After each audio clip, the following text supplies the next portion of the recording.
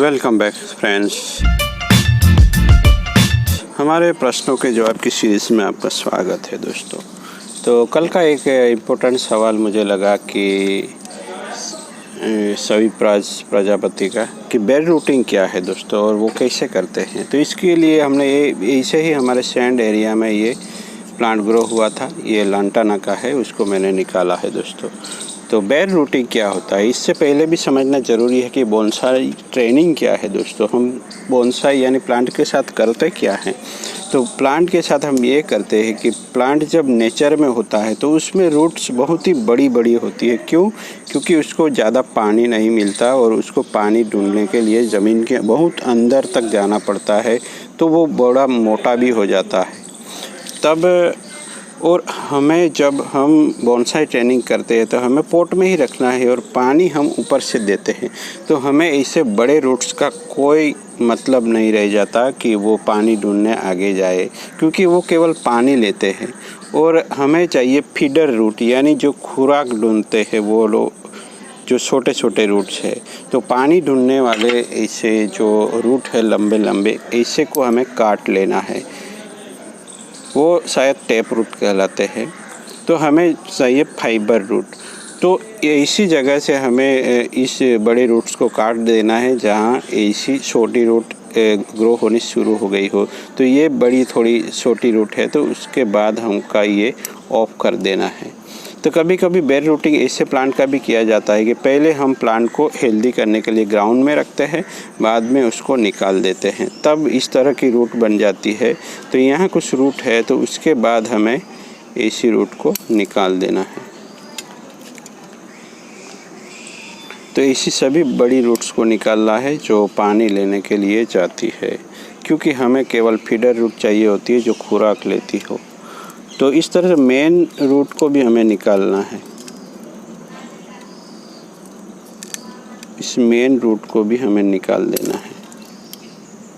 तो प्लांट के हिसाब से हम अलग अलग तरीके से बेड रूटिंग कर सकते हैं। तो इसका बेड रूटिंग हो गया है और यहाँ फुल फीडर रूट भी है।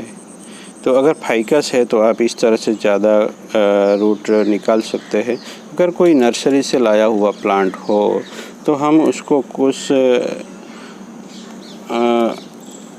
बहुत कम रूट निकालनी होती है उसमें, क्योंकि वो बैग में ही ग्रो होता है और उसमें ज़्यादा रूट नहीं होती। कभी कभी ज़्यादा भी होती है, तो उसका 1/3 पोर्शन हमें रखना है, यानी आधे से भी ज़्यादा रूट या बैग का पार्ट है उसको हटा देना है और बाद में उसको पोटिंग कर देना है पॉट में।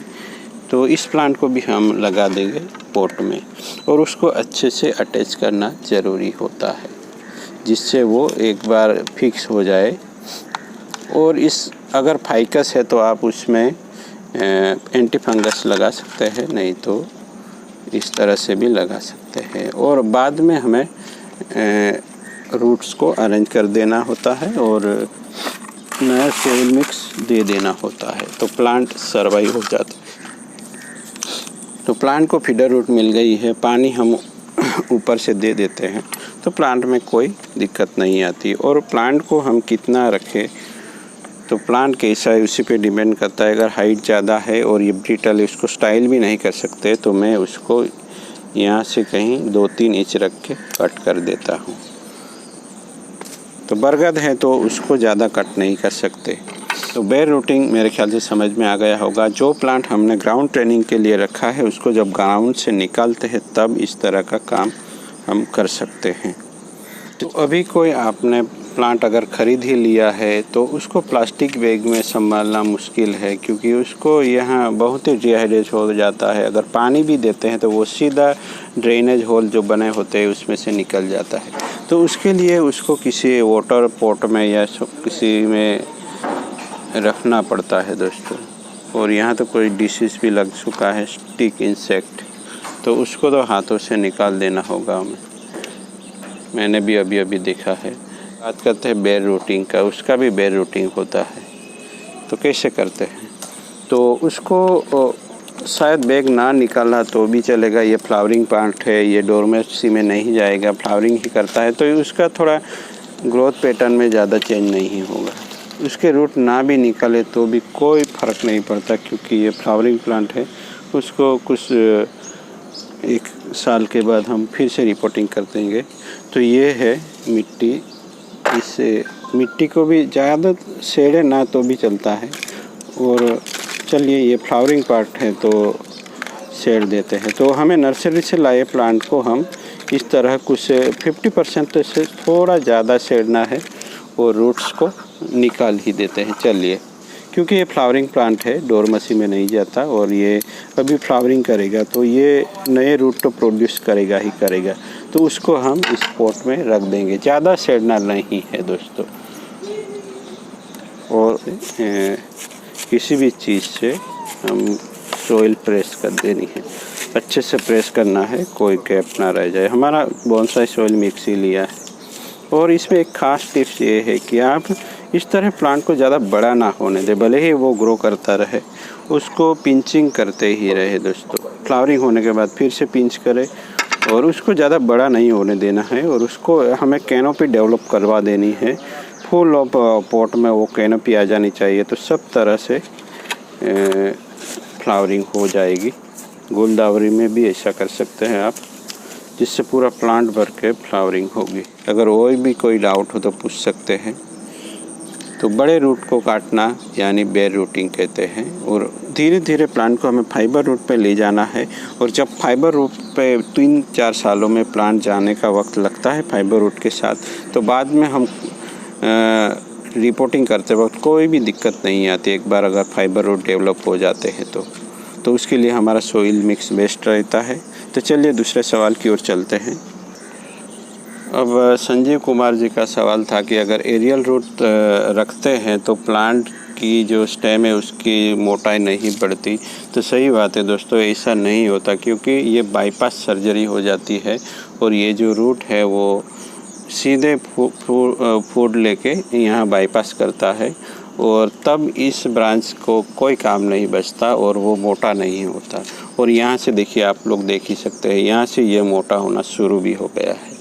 तो ऐसी बात हो जाती है। पर बरगद में जब हमने डिस्कस किया था उसमें मैंने बहुत सारे एरियल रूट्स तो रखे हैं, तो बाद में वो एरियल रूट ही प्लांट का स्टेम बन जाएंगे दोस्तों। तो ये स्टेम ना होके बाद में अगर यहाँ से भी एरियल रूट होता है तो प्लांट की विड्थ ही इतनी बढ़ जाएगी कि यहाँ कोई कहीं भी रिवर्स टेपर वगैरह इतना कुछ होता है तो वो नज़र में नहीं आएगा। और जो एरियल रूट है वो ही प्लांट का मेन स्टेम बन जाता है। तो यानी प्लांट का विड्थ ही बढ़ जाएगा, तो अंदर जो कोई भी छोटा मोटा जो रह जाएगा इस तरह का, उसको हम ध्यान नहीं देंगे, क्योंकि हम पूरे एरियल रूट का जो पूरा एरिया है उसे ही प्लांट का स्टेम मान लेंगे। तो ये जो शुरुआत में हम एरियल रूट नहीं रख सकते, प्लांट मैच्योर होने के बाद रखेंगे तो एरियल रूट की हम अच्छे लग सकते हैं और ट्रेपर का भी प्रॉब्लम नहीं रहेगा। अगर शुरुआत में ही रख लिए तो इस तरह का प्रॉब्लम आ जाता है दोस्तों। तो शुरुआत में तो ऐसे रूट को नहीं रखना है, पर मैंने यहाँ कुछ रखा है। ये प्लांट को मैं ज़्यादा मोटा नहीं करना चाहता, इसलिए अगर आपको प्लांट को ज़्यादा मोटा ट्रेन करना है और नेचुरल ट्री की तरह लगे ऐसा लगता है, तो आप शुरुआत में इस तरह के रूट डेवलप नहीं होने देने हैं। और जब प्लांट फाइनल शेप में आ जाए तो बाद में हम इस तरह का ट्रेनिंग शुरू कर सकते हैं दोस्तों। तो जैसे ही एरियल रूट होगा वो बाईपास करेगा, तो वहाँ से पहले की जो ब्रांच है वो मोटी होना बंद हो जाती है, तो रिवर्स टेपर का प्रॉब्लम होता है।